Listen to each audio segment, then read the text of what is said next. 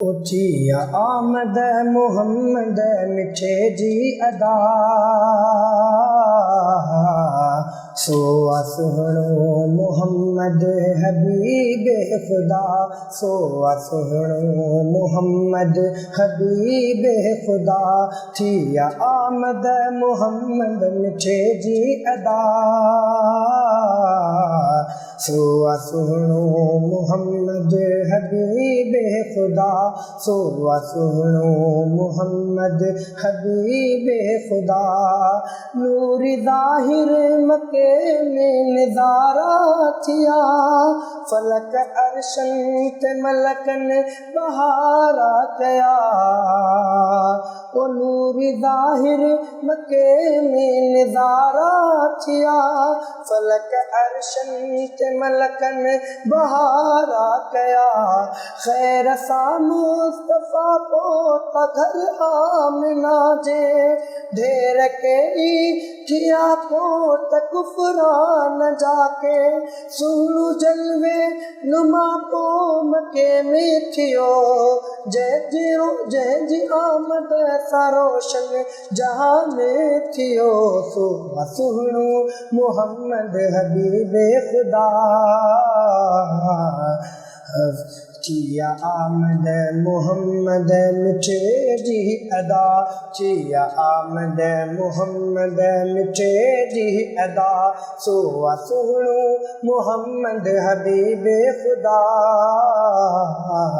सोआ सुहणो मुहम्मद हबीब खुदा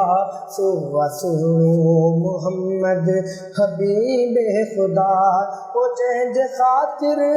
जंहिंजी जे अमड़ पे हले पत्थर पानी थियनि दर्द सबरा मिटी सूर साणी थियनि जे अमड़ पे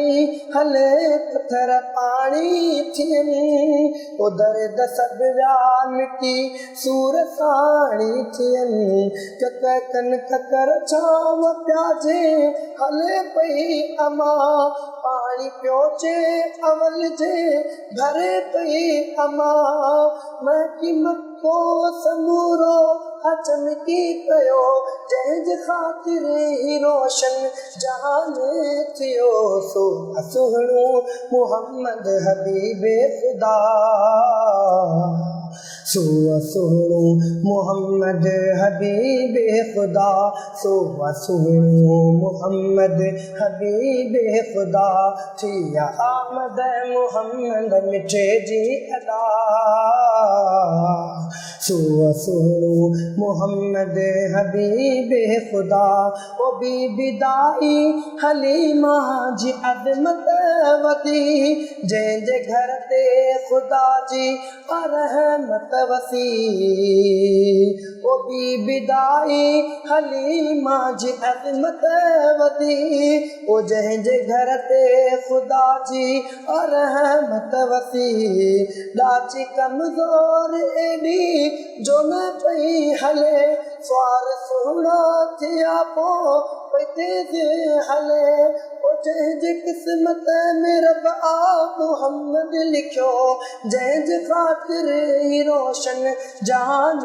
थियो सोआ सुहणो मुहम्मद हबीब खुदा थिया आमद मुहम्मद मिठे जी अदा थिया आमद मुहम्मद मिठे जी अदा ओ अखिन पातल कचल सूंह में हो सनल मुस्तफ़ा सां मोतीअ जियां हो मड़ियल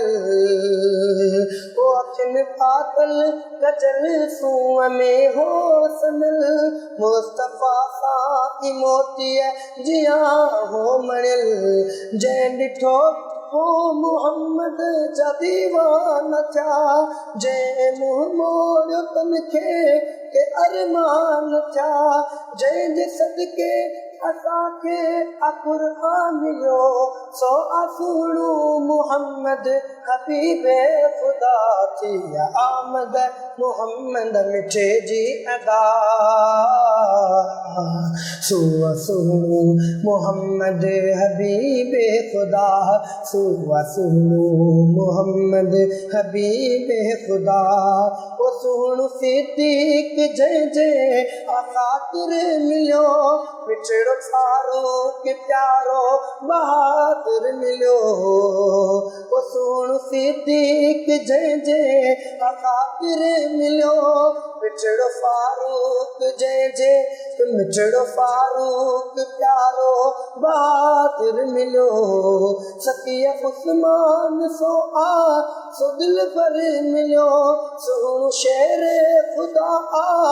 हैदर मिलियो आतुफिल जे मुआविया रहबर मिलियो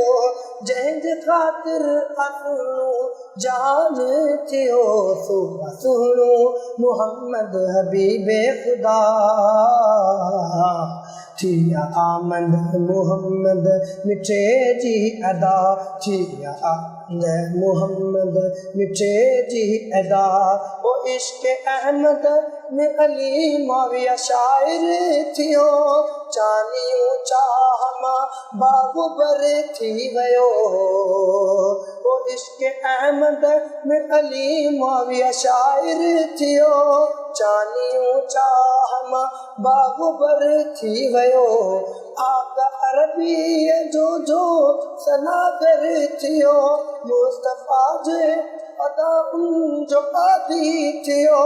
मिठड़े महबूब जे मान माहू मुतासिर थियो